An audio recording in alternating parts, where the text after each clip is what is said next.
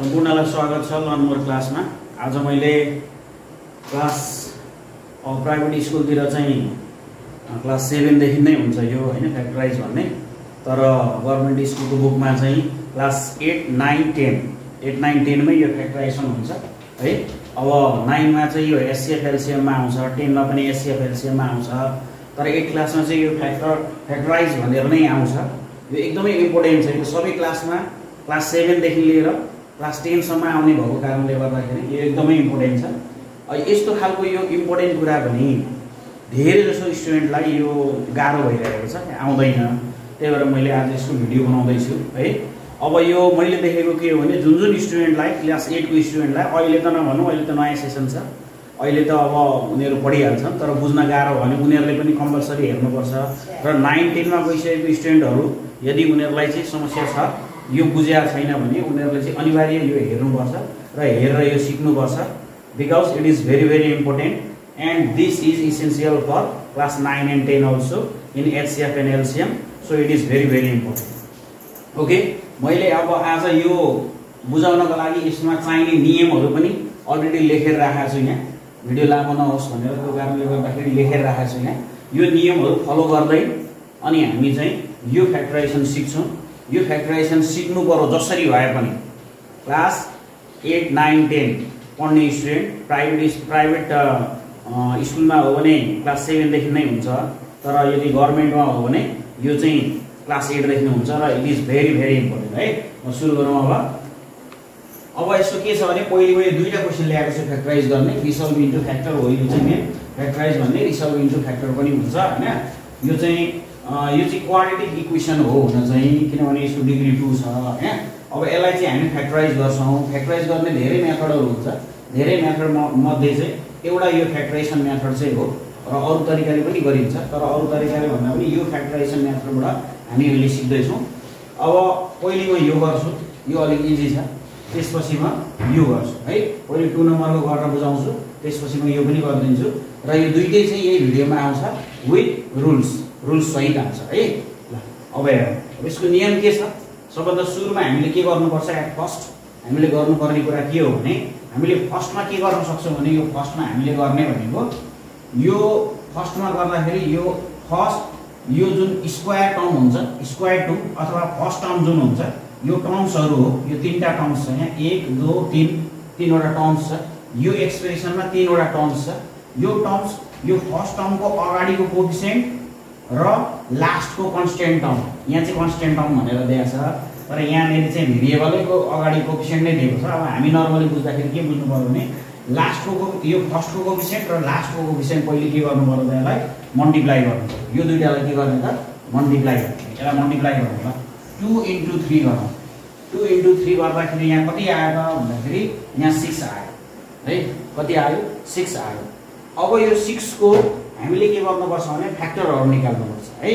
6 को फ्याक्टरहरू निकाल्दाखेरि कसरी निस्किन्छ 6 को फ्याक्टरहरू भनेपछि 1 into 6 = 6 भयो, एउटा यो भयो है। त्यस्तै गरी अर्को चाहिँ 2 into 3 = 6 भयो। अब अरू केही छैन, 1 into 6 भयो अनि 2 into 3 6 भयो। यो दुईटा। अब यो दुईटा मध्ये है, यो दुईटा मध्ये फर्स्टमा हामीले के गर्यौँ, यो फर्स्ट र लास्टलाई मल्टिप्लाई गरेर यहाँ लेख्यौँ, अनि जति आयो त्यसलाई चाहिँ हामीले के गर्यौँ त यहाँनिर जति आयो त्यसको चाहिँ हामीले फ्याक्टरहरू यो तरिकाले निकाल्यौँ है। 1 into 6 = 6 गर्यौँ, त्यसपछि 2 into 3 = 6 गर्यौँ। अब यति गरिसकेपछि सेकेन्ड फेजमा गरिसकेपछि अब त्यसपछि फेरि हामीले के गर्नुपर्छ भने यो लास्टको जुन छ नि, लास्टको यो टर्म, लास्टको टर्मको अगाडि कुन साइन छ त्यो हेर्छौँ हामी। यहाँ भने चाहिँ थर्डमा गर्नुपर्ने कुरा के छ भन्दाखेरि साइन हेर्ने, लास्ट नम्बरको अथवा टर्मको लास्ट नम्बरको चाहिँ अगाडिको साइन हेर्नु पर्यो। यहाँ लास्ट नम्बरको अगाडिको साइन के छ, यहाँ माइनस छ, यहाँ के छ माइनस छ। अब माइनस छ भने हामीले यो नियम फोर्थको यो नियममा जानु पर्यो। यदि प्लस भएको भए चाहिँ यो नियममा जान्थ्यौँ फोर्थ नम्बरमा। जस्तै थर्ड नम्बरमा हामीले के गर्यौँ भन्दाखेरि साइन हेर्ने अरे। यति गरिसकेपछि यहाँबाट के गर्नु पर्यो, थर्ड नियममा साइन हेर्नु पर्यो। साइन कसको हेर्ने त भन्दाखेरि लास्ट नम्बर अथवा लास्ट टर्मको साइन हेर्नु पर्यो, अगाडिको साइन के छ, यहाँ माइनस छ। अब माइनस छ भने यहाँ माइनसको नियममा जाने, अनि यहाँ प्लस भएको भए चाहिँ प्लसको नियममा जान्छौँ क्या यहाँ अहिले माइनस छ त्यही भएर माइनसको नियममा जान्छ अब माइनसको नियममा जाँदाखेरि के भनेको छ भने माइनस छ भने घटाएर बिचको ल्याउने यो बिचको भनेको यो मिडल टर्म बिचको टर्म यो हो र यसको कोएफिसिएन्ट यहाँ कति छ 1 छ अब के गर्ने त घटाएर बिचको ल्याउने अरे घटाउने अनि यो बिचको ल्याउनु पर्यो घटाएर बिचको ल्याउँदाखेरि कसलाई घटाउने त भन्दाखेरि कि त यसलाई घटाएर ल्याउनु पर्यो बिचको 1 कि त यसलाई घटाएर ल्याउनु पर्यो बिचको 1 अब कुन घटाएर बिचको 1 आउँछ यो 1 बाट के अरे 6 बाट 1 घटाएर त 1 आउँदैन 3 बाट 2 घटाएर 1 आउँछ हो यो टर्म हामी लिन्छौँ यो लिन्छौँ के यो चाहिँ हाम्रो फ्याक्टर मिल्ने रहेछ यो के भयो त भन्दाखेरि 2 3 जा 6 पनि भयो 2 3 जा 6 पनि भयो र 3 बाट 2 घटाएर कति आयो त बिचको पनि आयो किन घटाएको किनभने नियमले के भन्छ त यहाँ 4 नम्बरमा माइनस छ भने घटाएर ल्याउने माइनस छ भने घटाएर बिचको ल्याउने भन्छ त्यही भएर यहाँ माइनस छ त्यही भएर घटाएर बिचको ल्याउने हो है घटाएर बिचको ल्याउँदाखेरि अब के गर्नु पर्यो त हामीले यो टर्म युज गर्नु पर्यो अब यो टर्मलाई घटाएर चाहिँ हामीले कति ल्याउनु पर्छ त यहाँ 1 ल्याउनु पर्छ है अब अरु चाहिँ सेम टु सेम लेख्ने दुईटा टर्म सेम टु सेम लेख्ने तर यहाँनेरि चाहिँ यो टर्म युज गर्नु पर्यो जस्तै कि 2x² अनि प्लस यो 2x² सेम छ प्लस सेम छ अब यो x को ठाउँमा के गर्दिनु त यो लेख्नु पर्यो हामीले 3 - 2 लेख्नु पर्यो यहाँ घटाएर ल्याउनु पर्यो 3 - 2 गर्नु पर्यो यो 3 - 2 अनि 3 - 2 गरेपछि यहाँ 1 आउँछ र x यहाँ छ भने यो x लाई यहाँ राखिदिनु 3 - 2 छ भने 1 आउँछ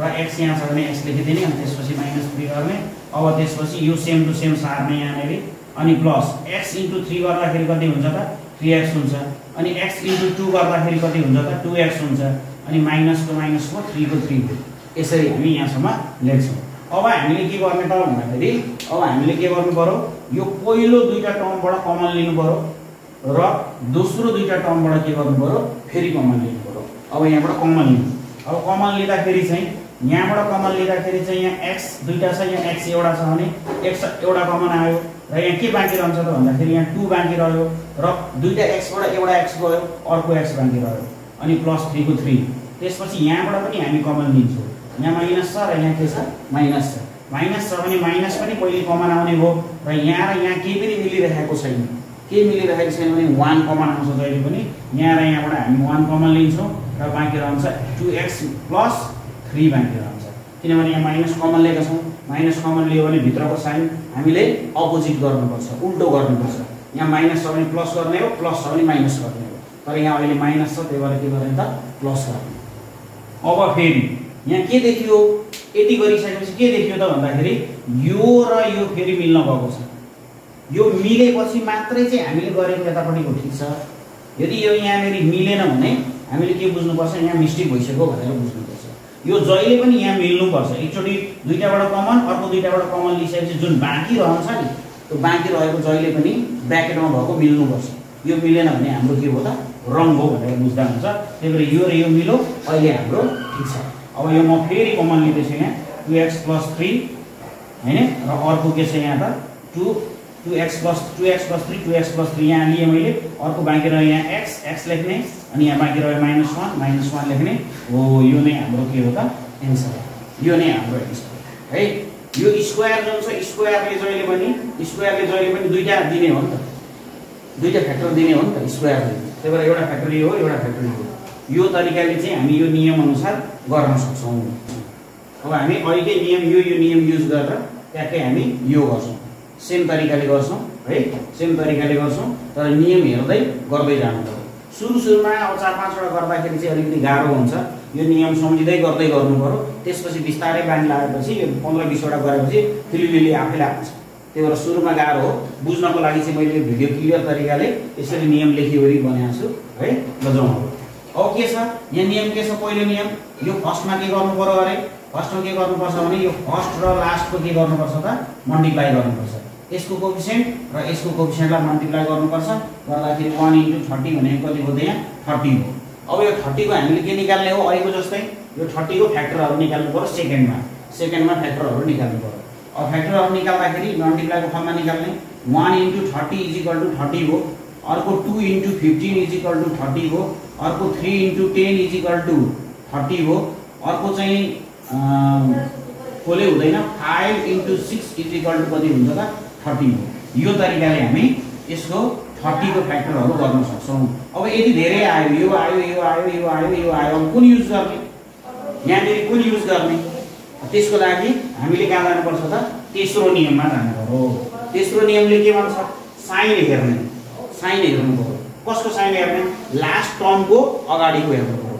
लास्ट टर्मको अगाडिको साइन के छ लास्ट टर्म यो हो लास्ट टर्मको अगाडिको साइन माइनस यसको मतलब माइनस गरेर अब यहाँ 4 नम्बरमा गइहाल्ने साइन हेर्ने र 4 नम्बरमा गइहाल्ने यो 4 नम्बरको नियममा गइहाल्ने। 4 नम्बरको नियमले के भन्छ माइनस यहाँ माइनस भेट्यौं हामीले। अब माइनस छ भने डाइरेक्ट हामीले यहाँ जानु पर्यो के माइनस वालामा प्लस भएको भए यहाँ जान्थ्यौं हामी अहिले माइनस वालामा जानु पर्यो। तर यो दुईटैको नियम चाहिँ गर्ने त्यही हो प्लस छ भने यहाँ गएर जोडेर ल्याउने हो प्लस गरेर ल्याउने हो यहाँ चाहिँ माइनस छ भने घटाएर ल्याउने हो। अब माइनस छ भने घटाएर ल्याउनु पर्यो घटाउनु पर्यो माइनस गर्नु पर्यो घटाएर चाहिँ बिचको ल्याउने के बिचको ल्याउने भनेको यहाँको ल्याउने हो। यहाँ कति नम्बर छ नम्बर त छैन 1 मात्रै छ त्यही भएर 1 ल्याउनु पर्यो। अब घटाएर ल्याउने अब यति मध्ये यसलाई घटाएर 1 आउँछ त आउँदैन यसलाई घटाएर 1 आउँछ त आउँदैन यसलाई घटाएर 1 आउँछ त आउँदैन हो यसलाई घटायो भने कति आउँछ त 1 आउँछ। त्यही भएर हामी यो फ्याक्टर चाहिँ यहाँनिर युज गर्छौं। के गर्छौं 6 - 5 गर्छौं। अरु कुरो सेम लेखेर अरु कुरो यो सेम टु सेम लेख्छौं माइनस पनि सेम लेख्छौं हो। यहाँ फेरि 1 ल्याउनको लागि 6 माइनस कति गर्छौं त 5 गर्छौं। 6 बाट 5 घटाउँदा पनि 1 आउँछ र 6 × 5 कति हुन्छ त 30 पनि हुन्छ। यो xy को xy लेखिदिन्छौं यहाँ अनि -30y²। यति गर्छौं है।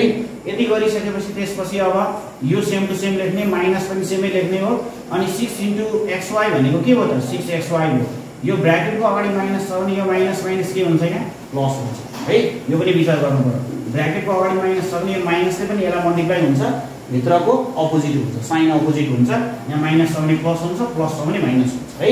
यदि अगाडि माइनस छ भने चाहिँ अघि मैले यो भनेको थिइनँ किनभने अघि प्लस थियो है यो कुरा पनि विचार गर्नुपर्छ। अब फेरि यो xy × 5 भनेको कति हो त 5xy हो। अब यो माइनस को माइनस 30 को 30 y² को y² हो। अब त्यसपछि अघि मैले के भनेको थिएँ यो पहिलो दुईटाबाट कमन लिने दोस्रो दुईटाबाट कमन लिने पहिलो दुईटाबाट कमन लिने दोस्रो दुईटाबाट पनि के गर्ने त कमन लिने। योबाट कमन लिँदाखेरि यहाँ x दुईटा छ यहाँ x एउटा छ एउटा x कमन आयो बाँकी रह्यो अर्को x माइनस यहाँ के बाँकी रह्यो 6y यति बाँकी रह्यो हो यति बाँकी रह्यो। अब यो प्लस दोस्रो दुईटाबाट कमन लिने यहाँ र यहाँमा कमन के मिलिरहेछ y र y त मिलिरहेकै छ किनभने यहाँ y एउटा छ यहाँ दुईटा छ अनि यहाँ +5 छ र यहाँ 30 छ यहाँ 5 छ र 30 छ 30 भित्र पनि 6 × 5 = 30 हुन्छ है 6 × 5 = 30 हुन्छ। त्यो 5 6 × 5 = 30 त्यो 5 र यहाँको 5 हामी कमन तान्दिन्छौँ। पहिले 5 कमन तान्छौँ र त्यसपछि यहाँ y बाँकी रह्यो y पनि कमन तान्छौँ। अब कति बाँकी रह्यो त यहाँनेरि x मात्रै बाँकी रह्यो अनि यहाँ माइनस को माइनस बाँकी रह्यो। त्यसपछि यो 30 बाट हामीले 5 तानिसक्यौँ 30 बाट 5 तानिसक्यौँ। अब कति बाँकी रह्यो 6 बाँकी 6 लेख्ने y दुईटा थियो एउटा गइसक्यो अर्को बाँकी है यति लेख्ने। अब त्यसपछि हेरौँ त अघि मैले के भनेको थिएँ नि कमन लिइसकेपछि दुई दुईवटाबाट कमन लिइसकेपछि यहाँ बाँकी रहने कुरा यदि मिलेको छ भने फेरि हामीले गरेको माथिको ठिक छ यदि यहाँनेरि मिलेन भने हामीले गरेको कतै मिस्टेक हो भनेर बुझ्नुपर्छ अनि मेटर फेरिदेखि गर्ने अथवा अरू ठाउँ फेरि गर्ने है त्यसैले हो। अब यो र यो हाम्रो मिलिरहेको छ हामीले गरेको माथि ठिक छ यसको मतलब मैले यो र यो मिलेको फेरि तान्दिएँ अगाडि। अब के बाँकी रह्यो त भन्दाखेरि x + 5y बाँकी रह्यो। यो तरिकाले चाहिँ गर्नुपर्छ यो एकदमै इम्पोर्टेन्ट कुरा हो है सबै विद्यार्थीले जान्नुपर्छ यो। यति हो भिडियो अब राम्ररी हेर्ने सबै साथीहरूलाई सेयर गर्ने है कमेन्ट गर्ने अनि त्यसपछि कुनै क्वेसन छ भने त्यो क्वेसन पनि सेयर गर्ने। Okay thank you.